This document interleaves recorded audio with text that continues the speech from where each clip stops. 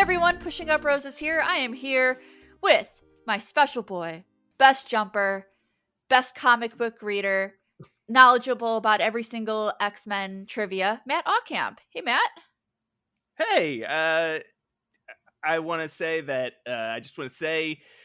Longshot is a clone of Oh my Shatterstar, who is technically his own father from the future, but transported to the past. So there's a little X-Men trivia for you.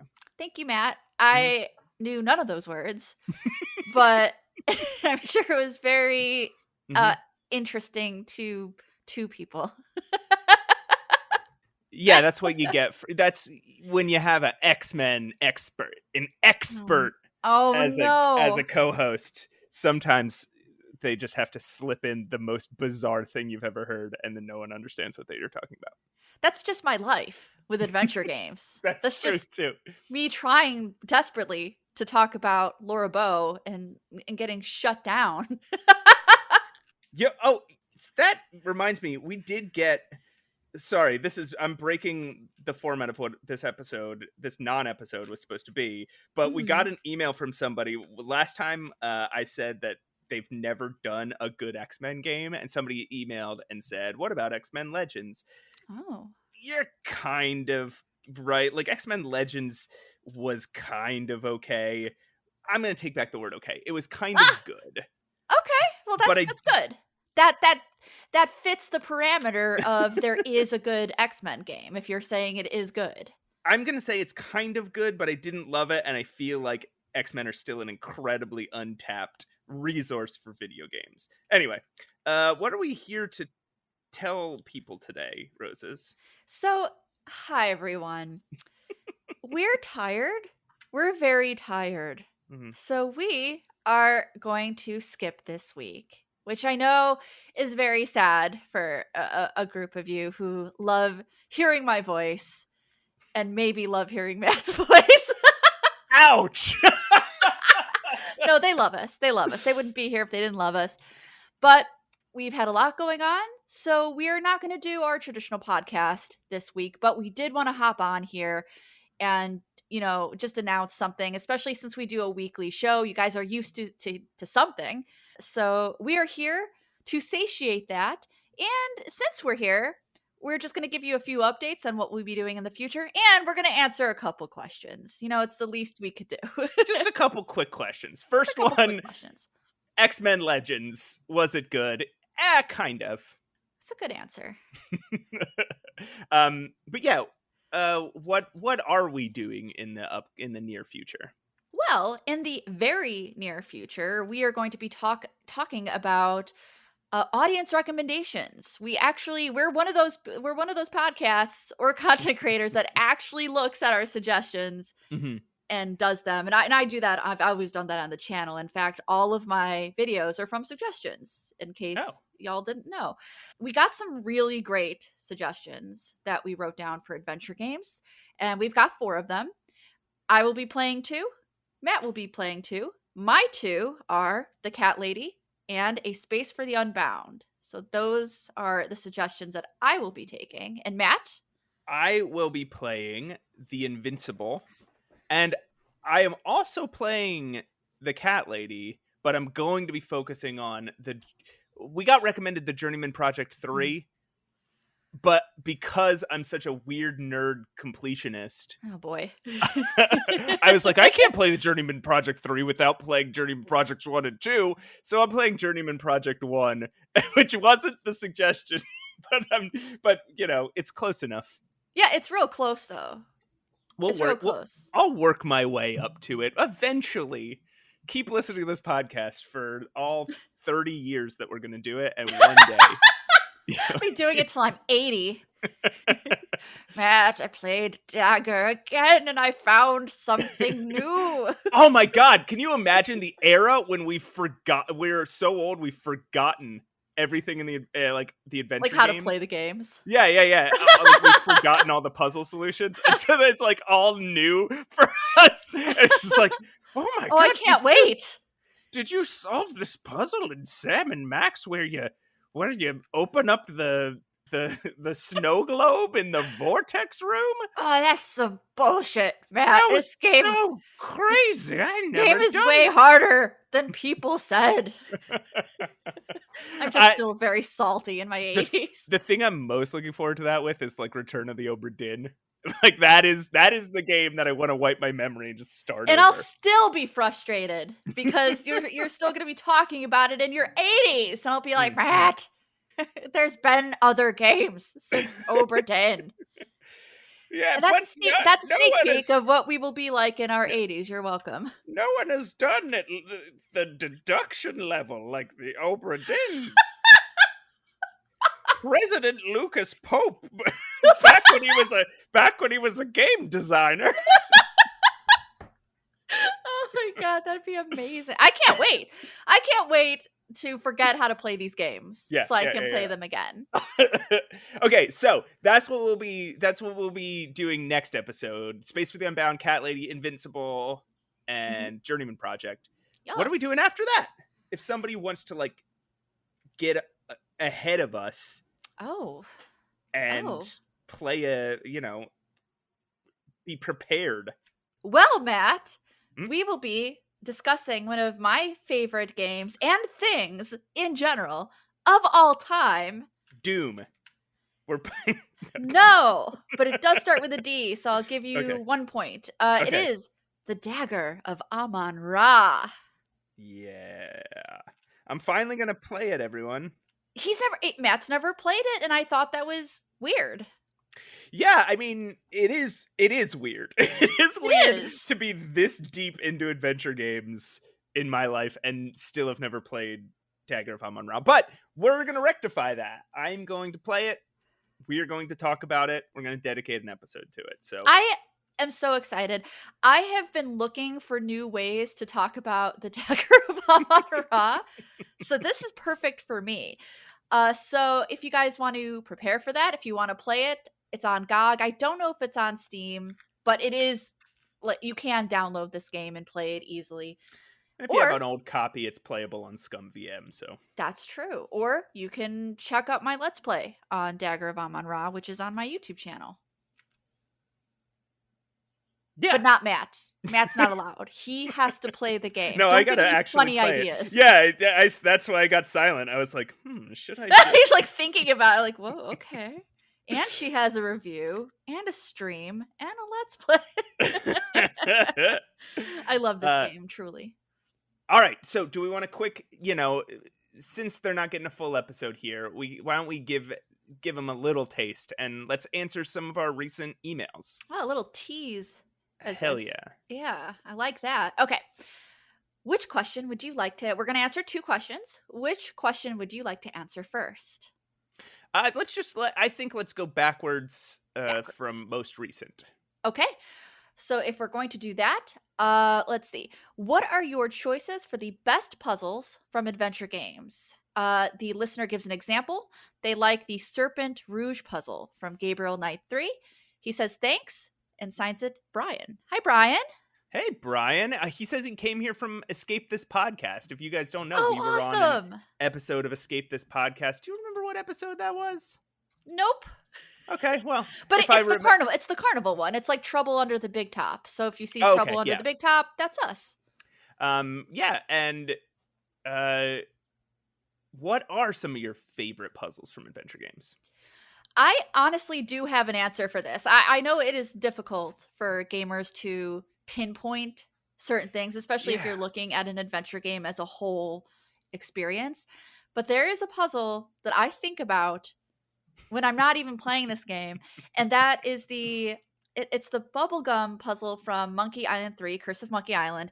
You have to get this insane character. His name's Captain Blondebeard. He's very excited. I love him. And this is only in the difficult version of the game. Like you can play a simple version where this is so much simpler, but where it's easier. That's true. Yeah. This is from Mega Monkey. That's a good that's a good thing to point out. You have to get Blondebeard's gold tooth because you're a pirate. You want gold. The way you do this is you have to give him a jawbreaker first, and he like loosens the tooth. And then you have to give him some gum. And as he's like, oh yeah, gum, heck yeah, he's blowing a bubble with the gum and his tooth is in it. And then from there you have to get this bubble with a gold tooth in it. And it's got some, I won't spoil it, it's got some very funny visuals in it. And I think my other answer would be some of the magic spell puzzles from King's Quest 6. I was mentioning to Matt that in King's Quest 3 you have magic spell puzzles, you have a book, but that is for copyright reasons. Believe it or not, that tedious section is more for like copy protection. So they kind of redid it in King's Quest 6. They have a new spell book and it's easier to manage, and it's very magical. I always felt very accomplished when I did the spells in King's Quest 6. Like there's a spell where you can paint a door anywhere and a door will appear. You know, there's a spell that causes like a thunderstorm, rain. And I loved it. I love the spell casting puzzles in King's Quest 6. And I think those are my answers. That's awesome. Oh, so the part of the bubblegum puzzle that you describe is in both versions. It is in both versions, but one is significantly more difficult. Yes, because it's what happens right after that I think is so like is just so wild. It's yes, it's very funny. There is because you and have that is the one I'm thinking of. You can do it in both. You need the gold tooth in both, but the Mega Monkey difficult one is the one in my brain that I think is hilarious. If you try to walk out the door with the gold tooth, somehow just knows. Blondebeard is like, hey, give me my tooth back. But if you manage how did he know? Yeah, exactly. So then you have to have something else in your inventory and more gum, and it's just it's a crazy and awesome puzzle, and it's funny. The visual is very hilarious. It's got like 8 steps to it. Yeah, I actually mentioned this puzzle in a video that I did. I think it was called like the funniest puzzles or the wildest puzzles, and I do mention this one. I call it out specifically, and I can't even say that. I can't even read my script without laughing. It's just so silly. So I don't know that I have a puzzle offhand. Like I have a trouble remembering individual puzzles. Yeah. But my favorite, I'll talk about 2 of my favorite types of puzzles. First is the we all know how much I love deduction, but let's talk about a specific kind, which is where you're collecting information and then you're just using it to like do something simple or identify something, right? Like yeah, the solution to the puzzle is pretty easy and you could have done it at any time, but you won't realize you can do it until you gather a bunch of information and put those pieces together. And oftentimes it's like the thing you have to do is simple, but you like the settings on the machine you use are very complex, and you have to like cross-reference both a chart and some like letter about that has like a clue about like what. Botany Manor was very good for this. I had some small criticisms about Botany Manor in this way,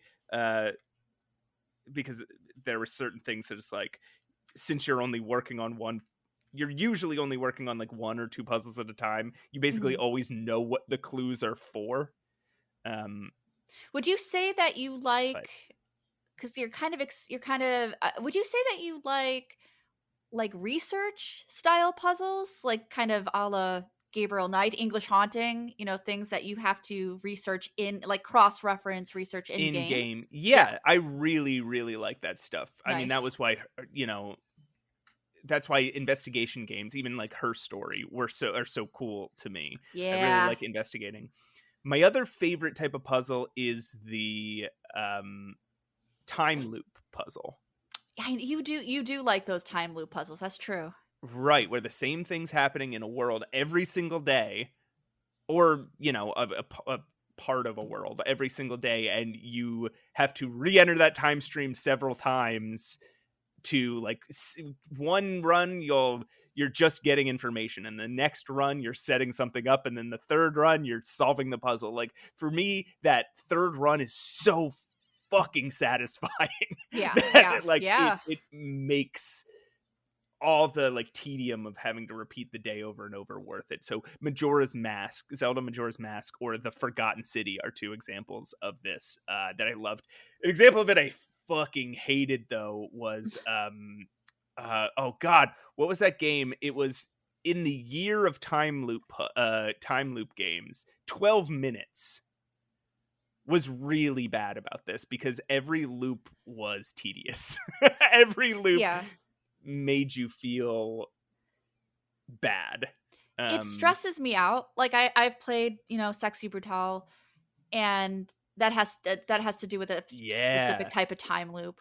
And I just get so stressed. I get so stressed out. It's strange, but I am less stressed from the triggered time events in like Kernels or Dagger, which is opposite of what you're saying. That stresses me out more. Yeah, it is stressful. I find it stressful, but I find the relief so to be like the relief at the end to be so good. It just like wipes away any stress that I built up, and I just feel like the coolest guy. The coolest. Well, you are the coolest guy, Matt. Well, yeah, I know, but this will be title. Evidence of it. Coolest guy. Okay, so I'm going to read a second question and then we'll get out of here. We've already been, this short episode's a little longer than we expected it to because That's it's okay. us. Okay. It's a mini ep. Henry or Henri, I don't know which pronunciation, pronouns they, them, is from Germany, and they ask, how do you feel about downloading a game or playing online versus a physical copy that sits on your shelf? Okay. What do you think? Well, I've always been a very big proponent of accessibility and being able to play games without too much inconvenience, I guess.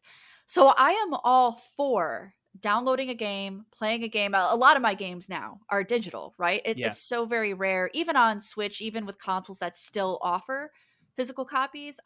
These days, I would much rather have a digital game.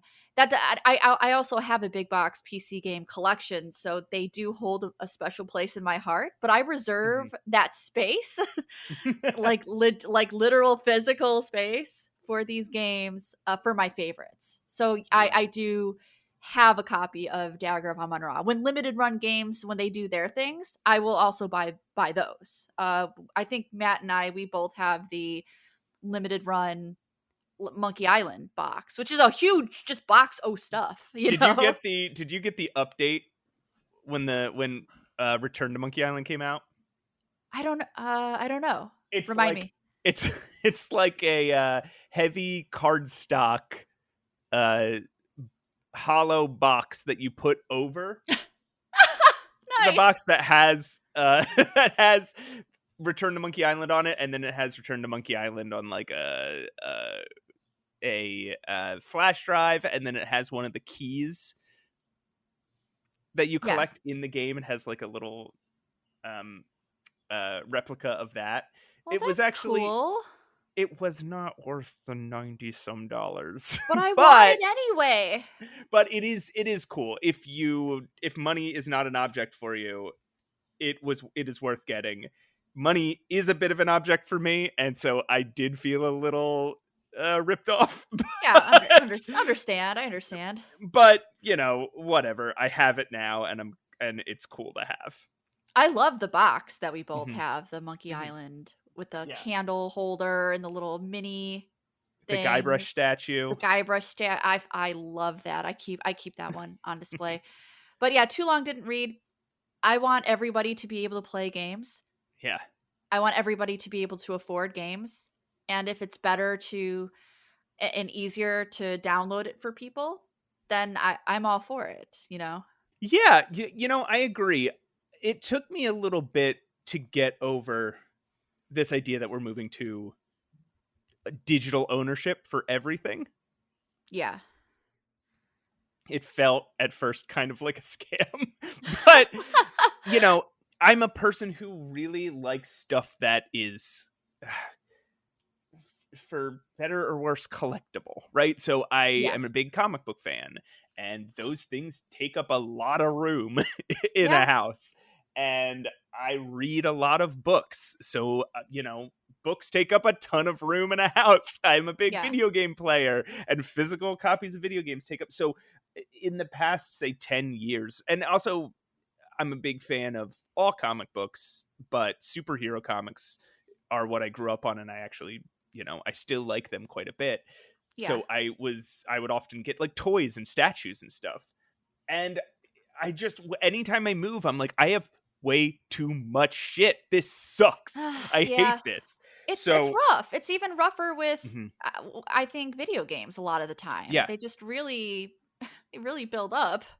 And now having been in like the video game criticism and fan communities for 5 years or so, I have, Mhm. over 600 games on Steam. There's no way I could fit 600 games into my house. So, collecting things digitally just makes more sense for me, and I've grown to love it. Mhm. Even with comic books, like I've grown to give away, sell or trade in all of my floppy single issues for trade paperbacks because they take up less room. It's Yeah. just, you know, um, Yeah. and the other thing about having digital games is this new concept of updates, right? Yes. That's a big one. The idea that, you can buy a game and then over time you'll just end up having more content or Yeah. fixes to things that are broken, or um sometimes people will just like put in an entirely like almost a sequel length thing. Like if you bought Shovel Knight back in the day, you just keep getting more Shovel Knight. Like Yeah. Shovel Knight Yeah, that's is true. the first Shovel Knight that you bought, and I think a couple, most of these are paid DLC, but pretty cheap. Yeah. And it's like the Shovel Knight that you bought the first time you bought Shovel Knight is 1/5 of the game now. Yeah. It's so like digital releases have given us that, and I think that's really cool. Yeah, and it also saves on oh, what's the word I want to use here? Supplies. It saves on supplies, saves on plastic, stuff like Oh, that. Just simple stuff like that. very good point. Yeah. Yeah. The And amount. again, to me it's about accessibility, and you should hear me talk about emulation because I have a lot of thoughts about emulation. I'm very pro emulation. So yeah, I'm all for it, but I do have a soft spot for some of my older collection, I would say. Yeah, I really have to limit that because I could go nuts with it. Yeah. I just have to like keep reminding myself, you do not want to move all these things. Yeah, no, I think about that all the time now. Yeah. Yeah. My All right. yeah, my Yeah. big box PC game collection, when I had to move it, I was like, "Oh god, what have I done?" I have no more big box PC games. All the ones that I had Aw. are, I have sold because again, it's just so much room. You want some? I got some. Yeah, you give one to me. I'll cherish it for like 4 weeks and then I'll Oh sell my it on god! eBay.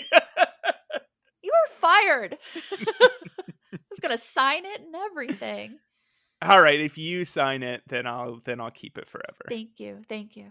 Until you're at least 80 and you So can't remember whose signature it is. and then I'll sell it on eBay. Mind eBay, which we will all have in the future. Yeah. All right, well, that has been our non-episode. 25 minutes of not having an episode. I hope you guys enjoyed the little teaser you got, and yeah, be sure to come back next week, and we're gonna have a lot of games to talk about.